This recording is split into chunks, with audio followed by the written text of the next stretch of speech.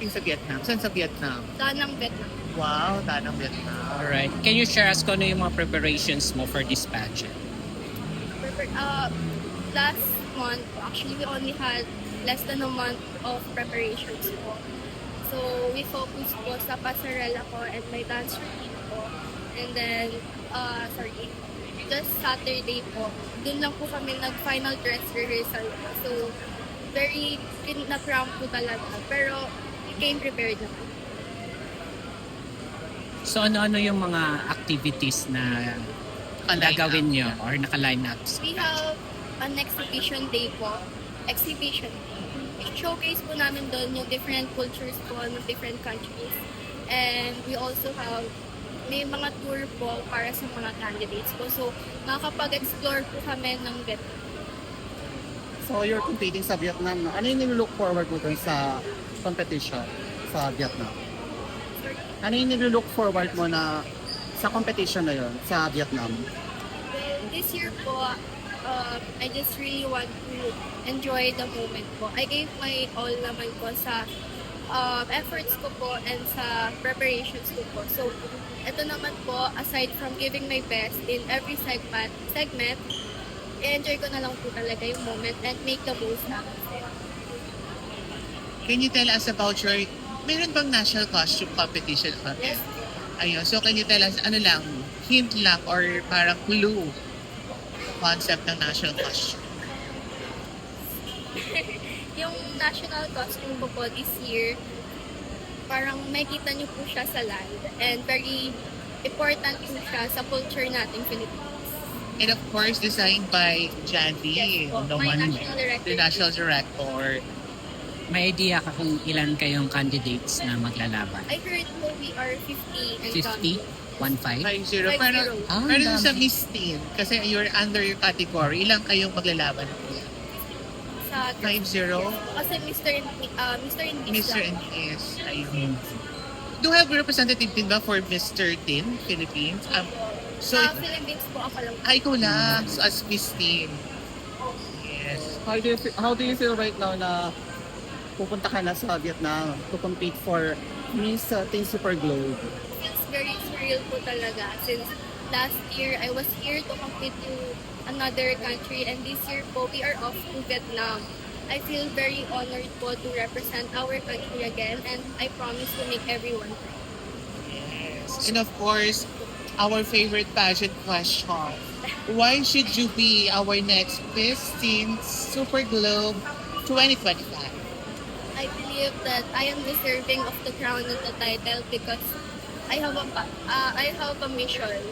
I have a mission to fulfill po with or without the title.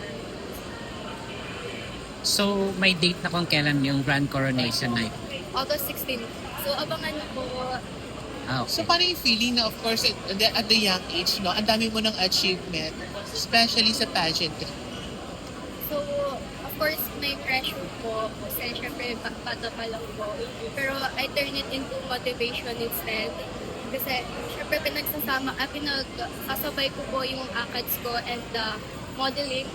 Pero with my family and friends support naman po, kaya ko. And what was the best advice you've ever received from your national director, Jandy Roman? Dito Jandy said po na just enjoy the moment. Huwag po akong kabahan and just do everything I can to represent our country on the international stage. Meron ka bang gustong iparating na advice sa mga gustong mag-compete din also sa international na kagaya mo? So to those who wants to join pageantry po, start now even if you feel unready. Confidence is built through experience po and not before it. So, kung gusto niyo pong mag-join ng pageantry, just go for it po and go po kayo.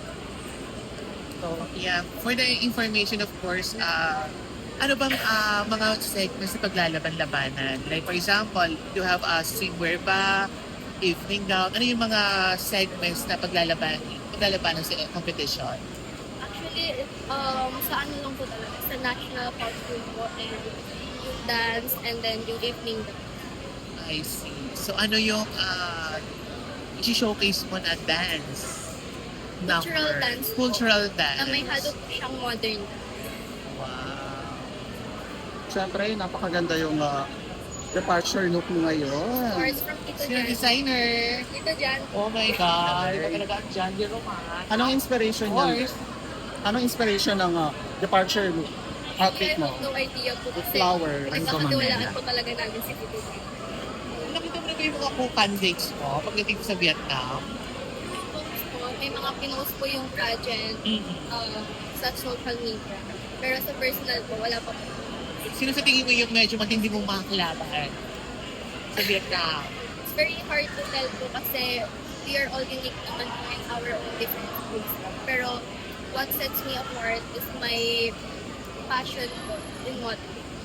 Do you have any gifts or gifts para sa mga Yes po.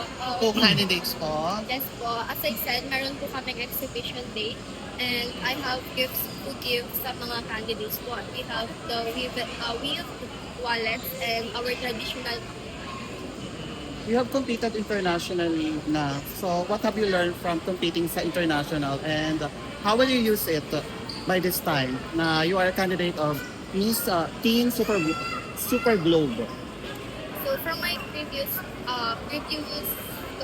competition po, I have learned the importance of socializing and engaging with the other candidates po.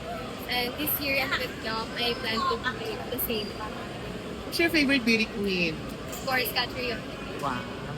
Dahil dyan, sample naman ng pasarela. Oh, siguro Final later na message. lang. Later na lang. Final message na ba? Or, Sige, full final of message. questions Sige pa. pa, final. Teka lang, ano na lang?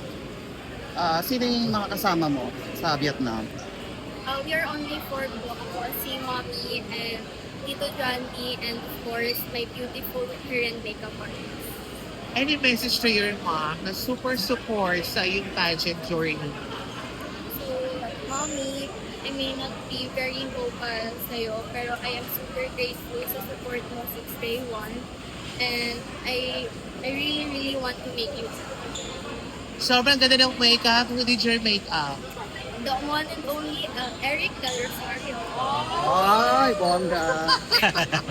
Eric, pwede ko ba namin ma-interview sa Glenn? Ano ba yung mga aabangan namin, of course, sa kay Miss Teen Philippines, Super Globe? Ano yung mga aabangan namin pasabog na pagpasasapugin nyo sa Vietnam? And syempre, of course, the makeup, yung mga looks na gagawin po namin, especially the natkos. Sobrang na-excite ako doon sa gagawin naming look kasi sobrang abangan po talaga natin yung natkos. Then, sa evening gown, syempre pinag-aralan ko na din talaga yung mukha niya para mas lalong mga talaga yung ganda ng mga Pilipinas. So itong makeup mo na to ngayon, itong departure makeup po, Yes. parang pang finals na to eh. So may aabangan pa kami. Yes, meron pa. Mas bongga. So talagang na-test look nyo na lahat-lahat. Yes. Ilang days yung competition? Ilan days yung competition din? Actually, parang almost 1 week. Almost 1 week din. Ayun. Any message to your alaga? Siyempre anak, galingan mo ha. Siyempre, Philippines, for the crowd, yes. Thank you, Eric. Si Mother. Si Mother. Si Mother. Mother, any message Message po. to your...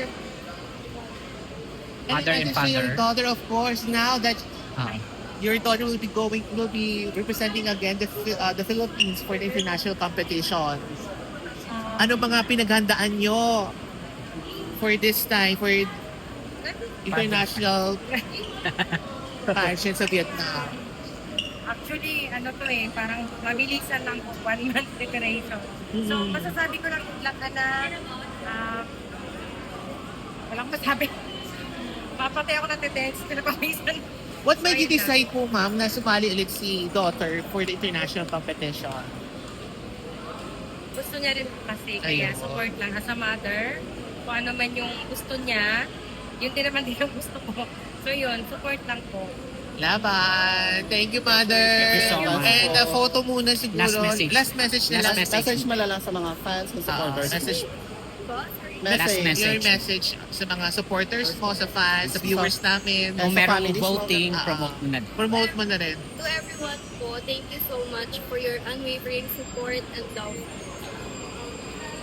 I feel very honored po to represent our country again on the international stage po. And as I said, I will make everyone.